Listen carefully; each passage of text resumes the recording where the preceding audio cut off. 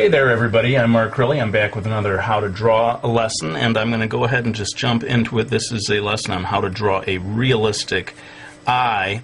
I'm going in with my black Prismacolor to make the upper eyelid, and let me just say in general that if you want to draw a realistic eye or a realistic anything, you really owe it to yourself to draw from life, or at least look at photo reference, which is what I did for preparation on this video. So the eye shape, fortunately, is very much the way we imagine it. You know, this sort of, I don't know, almost like seed shape, at least right along the edge of the eye itself. Of course, everyone knows that there's this sort of section here on the inside of each eye that comes out, and you know, different eyes have different sizes and shapes of this area over here. So you know, the reference that I looked at gave me this kind of a shape, but you may look at something different or look at your own eye and find that it's shaped differently. In any case, there seems to be maybe one or two little sections if you want to get hyper detailed over here in this area. Now that I've got that section done, I'm going to go ahead and get to the eye itself, and this, again, it's, you know, more or less a perfect circle. So if you don't trust your own circle drawing skills, you may want to trace around a quarter or something, who knows, to get that perfect shape. You know, I don't think there's anything really all that wrong with getting some help from you know, a ruler when you need a straight line, or you know, a cup or something when you need a perfect circle. Anyway, I've kind of got that section in place, and for the pupil, I'm thinking that it's about 1/4 or 1/5 the width of the iris. Again, a perfect circle to whatever degree you're able to do it. And then I'm going to put in a sort of a highlight area over here that, you know, maybe is sort of the suggestion of a window in the wall that's providing some light there. Okay. Now I'm going to jump in and do the eyelashes. This is a female eye, and maybe someone who's wearing quite a bit of mascara, who knows. So I'm going to go ahead and give a nice thick, dark, full eyelash area over here. This kind of thing, you know, I can't obviously go line by line and tell you how to do it. It's practice makes perfect, I guess. But again, looking at different reference, looking at different eyes, you're going to see all kinds of different ways of doing the eyelashes. And the only thing is that at the bottom, you want to create a little bit of a separation between the eyelash area and the actual, you know, flesh of where the eyelid meets the eye. This is that line. The second line down here is where the eyelashes are going to come out, and they start quite thin, you know, down over here on this section, and as they go along they get thicker and thicker, at least in the reference that I was looking at. And having got that section done, we've kind of got the basic shape in place, with the basic guidelines for the eye itself. Now again, every eye is different, but most eyes are going to have some kind of a eyelid, and this one that I looked at for reference had quite a, I guess you'd call a heavy eyelid, which means that the line of the eyelid is pretty distant from the line of the eyelash. Again, looking at different things, look at your own eye, you may find that that line is a lot closer. And in some Asian eyes, there's almost no line at all of eyelashes. This is not so much a video about drawing the eyebrows, so forgive me, I'm just going to drop in really quickly a suggestion of an eyebrow here without talking about it too much.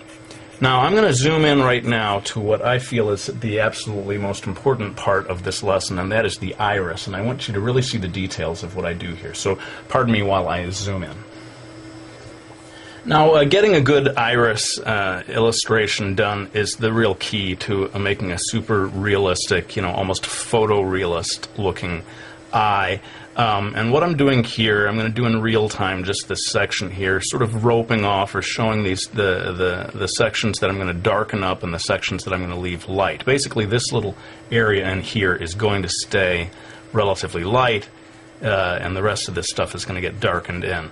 Now, I know people like a real-time video, and people don't like when I time-lapse, but seriously, this one I could spend a whole half hour just on the iris itself. So I'm going to time-lapse this part, but I'll come back to explain a little about the choices I made.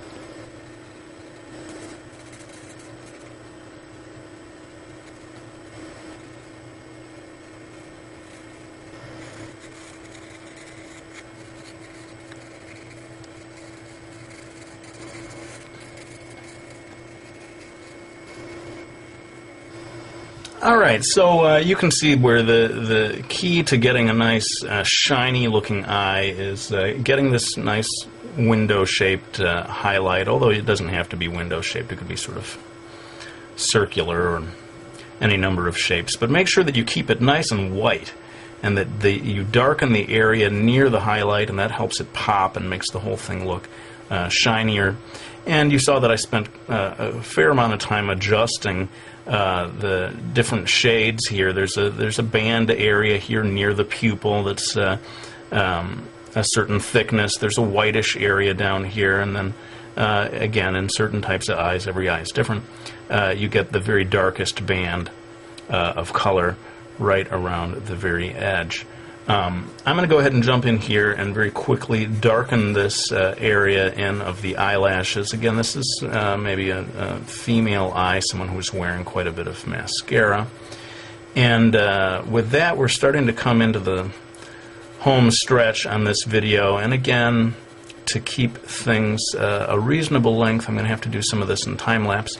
But hopefully it won't be anything that you couldn't follow along with. Basically, I'm going to be adding shading to make the whole thing look a little more 3D. And again, I'll come back to explain a little bit about the choices I made.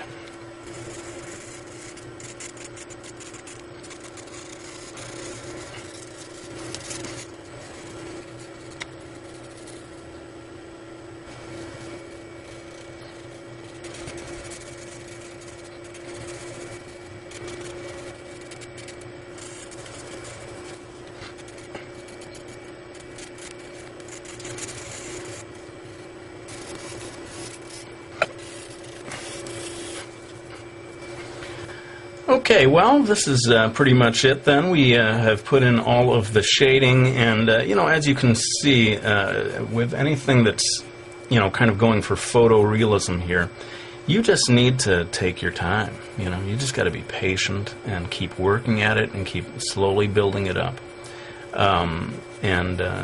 That's why I pretty much had to time-lapse through a lot of the stuff on this video. Those are the requirements of doing something truly realistic. And in many ways, if this is the kind of art style that you want to do, the most important thing that you need to learn is patience.